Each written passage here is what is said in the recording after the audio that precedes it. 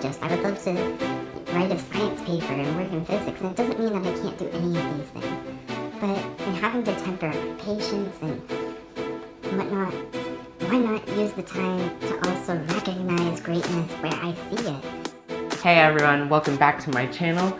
For those of you who don't already know me, I am Ayla Mode, and today I thought, how about we dig in a bit about staying positive, especially as most of us start getting hit with seasonal affective disorder as we're crawling further into the fall season. Now, a lot of these points that I have to bring up really kind of surround and have a lot to do with perspective, but the first point I would definitely say is try not to hold expectations. Now, I know that can sound a little erratic or irrational sometimes, but realistically, I know for myself, it works out a lot easier to work with a loose plan and have an idea of what I would like to happen, but could ultimately be reworked all along the way.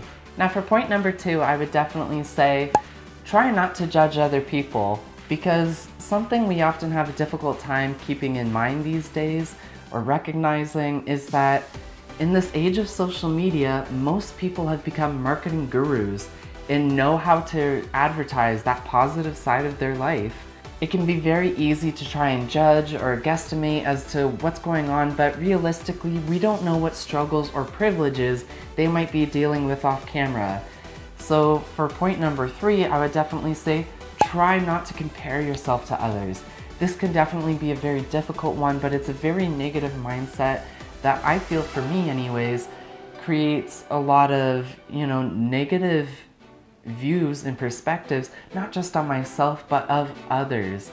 It definitely goes along with the old adage of, don't make assumptions, because anytime you try and assume something, you're only making an ass out of you and me. Now, for point number 4, I would definitely say, learn to be genuinely happy for others.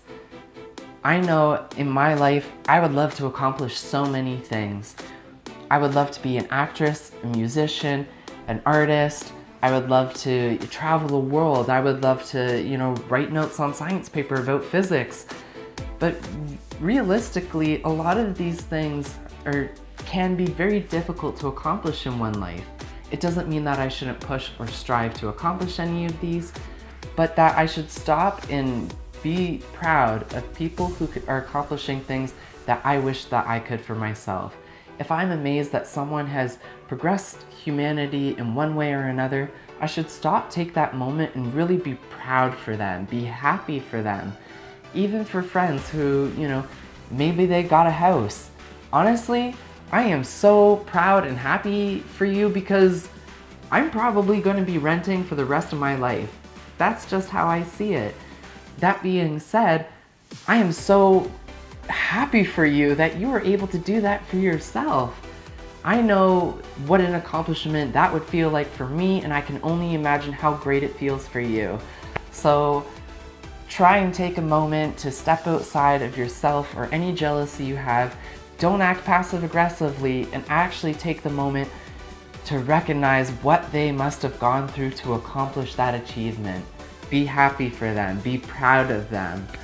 Now, to take some of these perspectives from outward to inward, I would most certainly say that point number 5 is practice gratitude. I don't think there's a day that I wake up or go to bed without having practiced gratitude pretty well throughout that day. I am so thankful to have the love and support from friends and family in my life. I am so grateful to have a roof over my head and food and roommates that actually care and support me. I know that not everyone gets those things, but I'm going to stop and take the moment to appreciate all the good things that I do have in my life, because if I don't appreciate what I have, I won't know what I have the ability to lose. So when building yourself up and trying to strive and get further on in life, I don't think that you can acquire more without really appreciating what your needs are here and now. Now, for point number 6, this is actually somewhat of a therapeutic practice that I do, but that's to be forgiving and compassionate of myself. A lot of the times we might ruminate and be like, oh, I should have done this differently, or I wish I could have done this differently, whether that's a recent, present self, or whether that's actually a far back in the past self.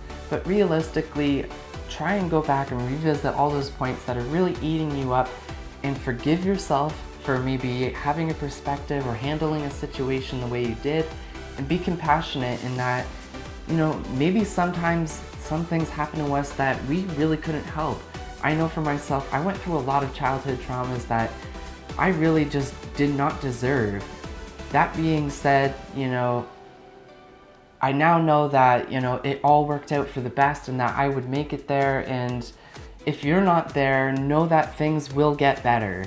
Just keep pushing forth, practice some of these other points, and hopefully you will come to that light sooner than later, and also be able to revisit your present or past self and forgive and be compassionate for whatever difficult moments you've really been stuck on.